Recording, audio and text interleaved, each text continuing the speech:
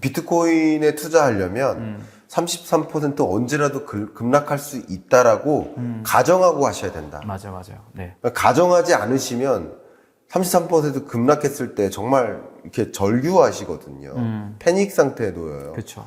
그러니까 비트코인이라는 이 자산 시장을 그렇게 정확하게 알고 접근하셔야 되겠다. 그러니까 그걸 감당 가능한 사람은 접근하시되 나 그거 감당 가능하지 않아 라고 하시는 분은 접근 안 하시는 게 오히려 추천될 만하다. 저는 이런 생각을 갖고 정확합니다. 있거든요. 네, 그러세요? 정확해요. 그래서 저는 이제 비트코인 투자에 대해서 많이 물어보기도 하고 단기 가격 전망도 이렇게 하긴 하는데 사실 많은 전문가들이 전망하는 것들을 하나 다 체크해가지고요. 네. 카운팅 다 해보면 예. 적어도 50%는 맞춰야 되는데요. 네. 50%못 맞춰요, 이게. 좋습니다. 왜냐하면 편향되게 또 전망을 하기 때문에. 그러니까 단기 가격 전망이 크게 의미가 없는 시장이다. 오히려 올해 가격이 얼마 갈지는 사실 전망하기가 사실 쉽지 않지만 네. 부정할 가능성이 높지만 이 자산의 3년, 5년 뒤 가격을 전망하는 게 훨씬 높은 확률로 더 맞다. 그게 더 중요하다. 좋습니다. 그 얘기를 다르게 표현하면 뭐냐면 이 자산 투자하려면 결국 3년, 5년 정도의 기간을 플랜을 가지고 투자를 해야 된다. 네. 이 얘기랑 비슷합니다. 장기 투자해야 된다. 네. 그럼 제가 또 한 번 날카로운 질문. 네네. 죄송합니다. 제가 자꾸 날카로운 질문. 좋아요. 여기 네. 질문지에 없는 네네. 그런 질문들을 자꾸 드리는 중인데요. 독자분들도 분명히 궁금해 하실 수도 있고, 그리고 제가 이렇게 날카로운 질문을 주는 걸 또 좋아하십니다. 네네. 그리고 이런 날카로운 질문에도, 아무렇지 않게 또, 인사이트를 전해주시는 모습이 또, 신뢰감 더 가고요. 네. 그래서 또 질문 좀 드려보도록 하겠습니다. 비트코인이라는 이 자산이, 디지털 자산이 워낙 선행성이 강합니다. 변동성이 높기 때문에 네. 선행성이 강하다는 말에는 동의하지 않는 분이 없다고 생각하십니다. 할 수 있겠습니다. 선행성이 강해요. 더군다나 이 반감기는 첫 번째 반감기가 아니라 네 번째 반감기예요. 그렇죠. 1, 2, 3차 반감기를 경험하면서 반감기를 거치면 반드시 코인 가격이 오르는구나 라는 것을 경험해요. 그 경험을 하면서 학습 효과가 이루어졌어요. 가뜩이나 선행성이 높은 투자 자산인데 네. 세 번의 반감기를 우리는 경험을 하면서 학습을 했기 때문에 네. 반감기에 대한 그 투자 의견은 이미부터 반영됐을 수 있다. 그래서 정작 반감기가 오면 소위 33% 폭락할 수도 있다. 이렇게 질문 한번 드려보겠습니다. 너무 날카롭습니까 혹시나? 그러니까 다 알고 반감기가 오면 올라갈 거라는 것을 알고 다 선반영이 다 이미 됐다. 선반영됐기 선반영됐다. 때문에 네. 정작 반감기가 오면 조정 올 수도 있다. 라는 생각에 대해서 우리가 외부 요소를 다 빼놓고요. 반감기만 보면 반감기의 충분히 요구. 그럴 수 있어요. 예. 그럴 수 있죠. 왜냐하면 사실 2020년도죠. 2020년도까지의 반감기만 하더라도 네. 지금 우리가 반감기를 보는 그런 반감기에 대한 시선이 아니었어요. 네. 2016년도 반감기는 패턴이라는 게 존재 안 했고요. 네. 그러니까 그때는 그냥 반감기하면 오른다 이런 공식이나 패턴이 없었죠. 네네. 2016년도는 2016년도에 반감기하고 17년도 오르는 거 보니까 2020년도에 일부가 이제 반감기하면은 그 다음에 오르네? 반감기 전에가 빠지네? 이런 것들이 이제 일부 이제 투자자들이 이제 그것들을 이해하기 시작을 했고요. 네. 지금은 다 알아요. 그렇죠. 다 아니까 반감기만 가지고 보면 당연히 이제 선반영이 되는 요소라서 뒤에 떨어질 수 있다고 생각을 해요. 오히려. 반감기만 보면. 예. 이제 우리가 복합적으로 이제 다른 것들이 있으니까. 그럼요. 그럼요. 그러니까 여러분의 투자 의사 결정에 도움이 될 만한 정보라고 생각하고요. 네네. 그 전문가들의 판단이 맞다 틀리다가 중요한 게 아니라 그렇게 보고 있는 근거를 들으십시오. 맞아요. 그 근거들을 요약해서 정리해서 여러분의 의사 결정에 반영을 하시면 좋겠습니다. 그게 왜냐면은 과거에는 지금 이제 비트코인이 90% 넘게 발행됐잖아요. 네. 한 달에 900개 나오거든요. 900개 나오던 게 이제 한 달에 450개가 나오게 되는 거예요. 네네. 이 줄어드는 수량이 실제 유통에서 수요 공급에서 아주 큰 영향을 미치는 수량은 이제 아닌 거죠. 그렇죠. 앞으로 점점 더 줄어드는 거죠. 네네. 나중엔 450개에서 225개가 되고 그 점점 더 작아지는 공급 제약 효과가 낮아지네요. 맞아요. 효과가. 근데 이제 많은 사람들이 아니까 실제적인 이게 움직여서의 수요 공급 영향을 미친다기보다는 상징성이 되게 강해지는 거죠. 얘는 절대 갑자기 경기 안 좋아서 그 뭐 양적 완화하는 것처럼 늘어날 염려는 없으니까.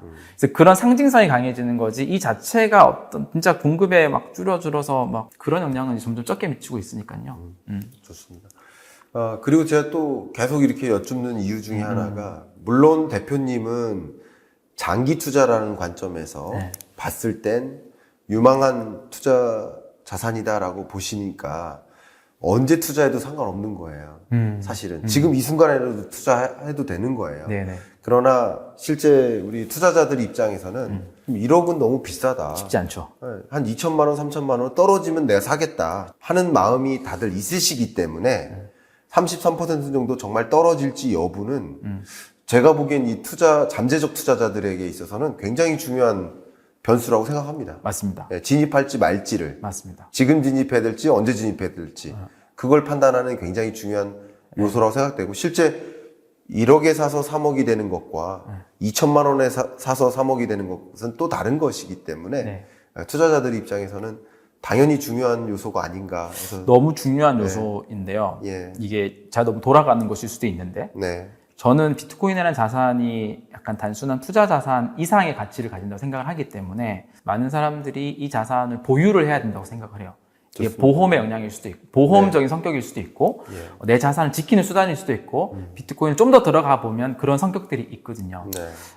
그래서 근데 그거를 이제 기본적으로 그 생각 아래서 기왕이면 수익을 내는 투자를 해야 되는데 네. 이게 한 30% 정도 될 수도 있고 안 될 수도 있는 상황에서 지금 1억에서 이걸 한번 살까 말까 이 고민이 되게 많이 되잖아요. 그렇죠. 근데 이거는 정답이 사실 없어요. 정답이 없는데 저는 거기에서 그냥 경험으로 찾아낸 솔루션이 그냥 적립식 투자라는 방법이에요. 그러니까 적립식 투자라는 방법은 너무 잘 아시죠? 정액 네. 분할 투자. 그렇죠. 일정 금액 일정 기간 동안 분할해서 투자를 하는 거잖아요. 네. 그러니까 이 자산을 가져야 되겠다라고 생각하는 순간, 호기심이 생기는 순간, 네. 공부 다 하고 확신 생길 들어오는 게 아니라 그 순간에 그냥 분할 투자를 스타트하라는 거죠. 네. 그리고 30% 당연히 떨어진다고 생각하고 투자하라는 거죠. 왜냐하면 전문가도 다 포함되는 건데요. 투자를 결정하는 순간 그냥 높은 확률로 다 하락이 되긴 해요. 많은 사람 투자 들어가면. 네. 저희는 또 뭐 적립 투자 서비스를 하다 보니까 예. 많은 사람들이 적립 투자를 스타트하는 순간들이 있어요. 네. 뭐 저금통이 많이 만들거나 그 뒤에 항상 단기적으로 20, 30% 빠져요. 그러니까 본인은 거기에서 예외일 거다라고 너무 이제 연구해서 찾는 게 아니라 그냥 이 자산이 중요하고 미래에도 가져야 될 자산을 판단되면 적립 투자로 들어가는 거고요. 그 다음에 이제 이거를 언제 팔아야 될지, 어느 정도 보유를 해야 될지, 네. 뭐 그런 것들의, 그러니까 한쪽, 매도에 대해서만 고민을 하는 게 훨씬 더 좋은 방법이다.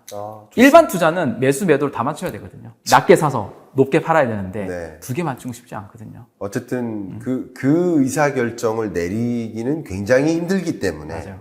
그렇기 때문에 언제든 사서 매도에 대한 의사결정만 고민하는 게 맞겠다. 맞아요. 뭐 그것도 뭐 추천될 만한. 이게 그리고 상승장에서 네. 이제 1억 비싸 보이잖아요. 네. 사실 뭐 저도 그냥 가격만 보면 비싸 보이긴 해요. 예. 이게 비싸 보여서 조정을 기다리는 사람 많이 있어요. 예. 20, 30% 빠지면. 근데 사실 그건 1억일 때가 아니라 1,000만 원일 때도 마찬가지였고 5천만 원일 때도 마찬가지는 했거든요. 근데 상승장에서 조정 기다리다가 아예 놓치는 경우 되게 많아요. 만약 여기서 이제 조정 기다리다가 1억 3천이 되잖아요. 네. 그럼 절대 다시 진입을 못하는 게 있죠. 네. 그래서 그렇게 이 중요한 자산을 놓치는 경우가 존재하기 때문에 네. 아까와 같은 전략.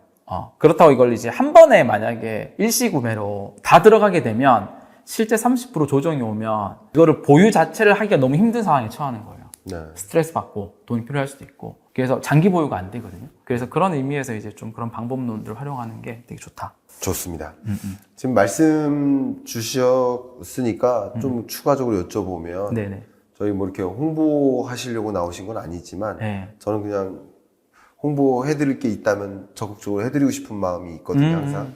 그래서 우리 업루트 컴퍼니에서 오셨으니까 이 회사에서 제공하는 서비스가 어떤 것들이 있는지 좀 설명해 주실 수 있을까요? 그 블록체인 관련된, 또 크립토 관련된, 웹3 관련된 엄청나게 많은 프로덕트들이 있잖아요. 그렇죠. 어떤 곳은 토큰 발행하는 것들도 있고. 근데 제가 뭐 자신하건데 저희 서비스 가장 쉬운 서비스다. 투자인데 비트코인을 적립식 투자, 분할 투자로 뭐 소액식 하루에 5,000원부터씩 소액식 구매를 가장 잘해주는 네. 그런 솔루션을 제공을 하는 서비스이고요. 네. 말 그대로 이제 비트 세이빙이잖아요. 비트코인을 세이빙 저축해주는. 네.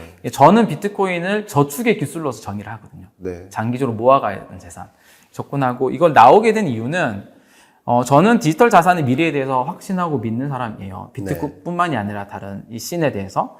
근데 뭐 아시다시피 주변에 뭐 암호화폐 투자를 이제 새롭게 하시는 분들이 주변에 있으실 텐데, 과거 있으셨을 텐데 예. 대부분 대부분 엄청 다 손실 보거든요.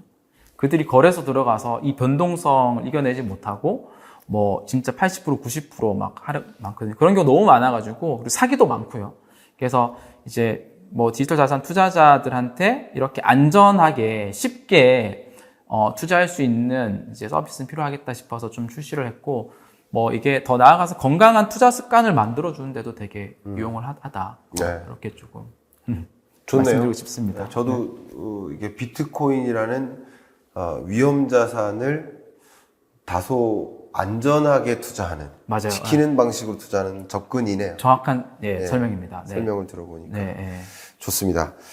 자, 이제 어느덧 시간이 다 돼서 네. 2개 질문만 더 드리도록 하겠습니다. 네. 언제 매도해야 됩니까? 매도 타이밍. 그러니까 언제 사야 될지에 대한 고민 있으신 분들도 계시지만 지금 비트코인을 갖고 계신 분들이 언제 매도해야 되는지를 또 걱정해 하시는 고민하시는 분들이 계실 것 같은데 네네. 그 부분에 대해서 의견을 한번 부탁드립니다. 현실적인 조언과 이상적인 조언이 있을 수 있는데, 네. 이상적인 조언부터 먼저 네. 드리면, 비트코인은 기본적으로 계속 보유하는 게 가장 좋다. 네. 오랫동안. 근데 너무 뻔한 조언일 수도 있으니까. 네. 그런 그럴 수 있어요. 그래, 보유할 건데, 그 중에서 일부는 적정한 시기에 팔아야 되지 않냐. 네. 그럼 그 일부를 적정한 시기에 팔 때 어느 시기가 좋냐. 그거를 이제 조언을 드려보면, 보조지표를 좀 활용해야 된다고 생각해요. 네. 보조지표. 그러니까 지금 우리가 비트코인이 1억이 됐는데, 1억이 비싼 것 같기도 하고 안 비싼 것 같기도 하잖아요. 네. 과거에 2천만 원일 때 비트코인이 있었잖아요. 네. 2017년도 뭐 12월. 지금 생각하면 너무 싼 가격인데 그때 너무 비싼 가격이었잖아요. 네. 그래서 가격만 보고 판단하기 쉽지 않다. 상승률만 보고도 쉽지 않다. 네. 그래서 이제 저희 같은 경우는 저희 서비스에도 있지만 이제 온체인 데이터를 활용을 하는 거고요.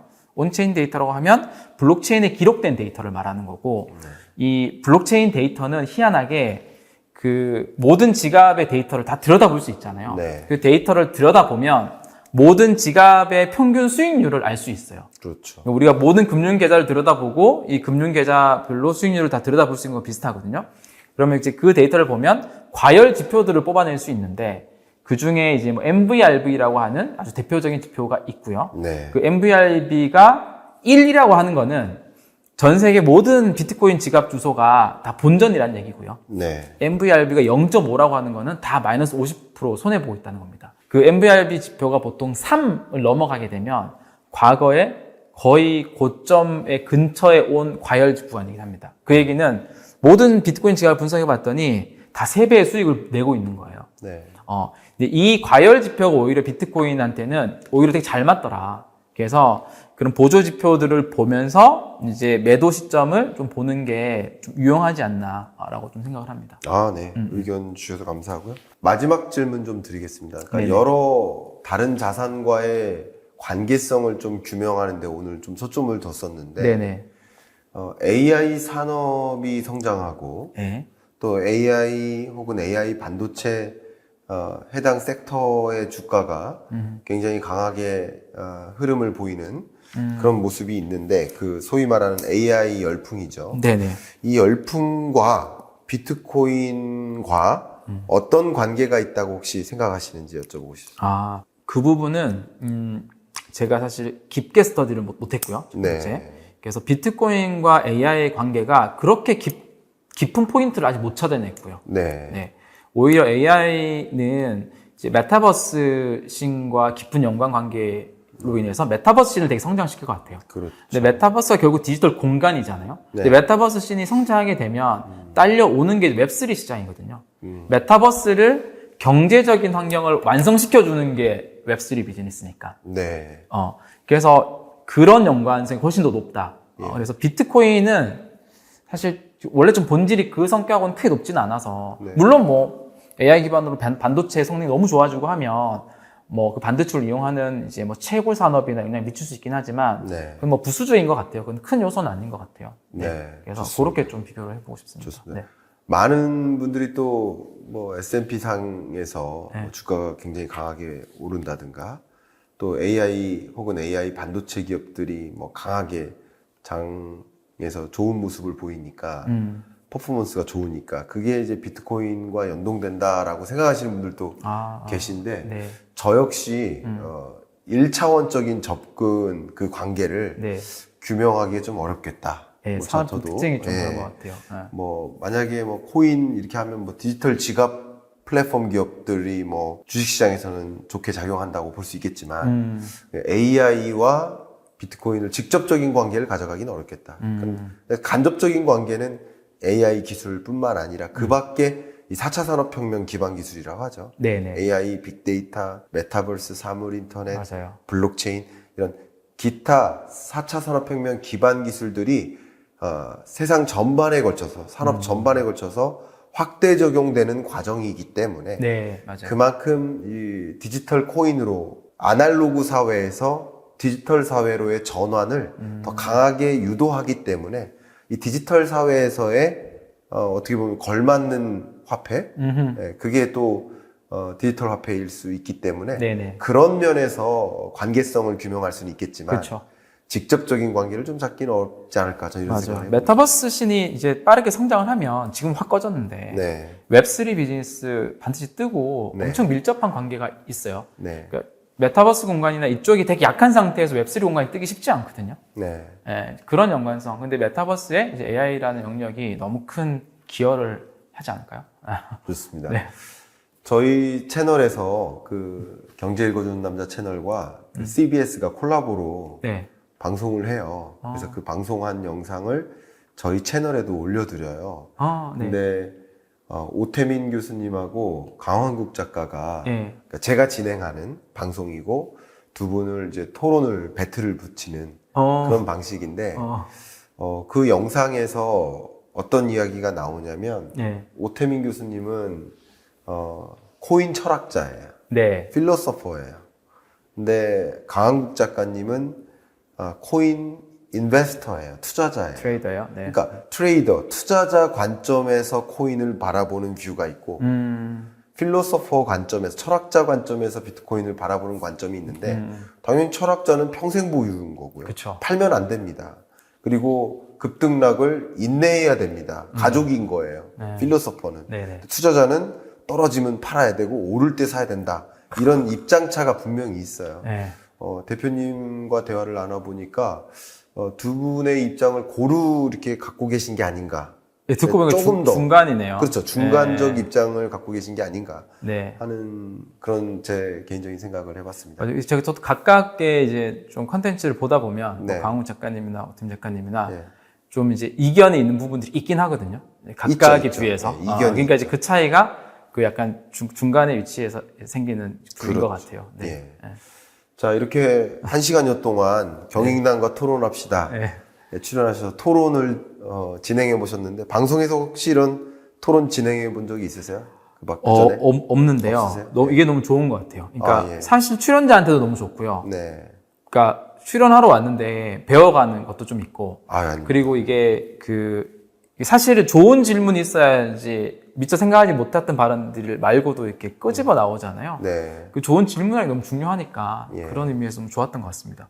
그래서 예. 그렇게 좋게 봐주셔서 감사하고 네. 아마 우리 독자분들도 네.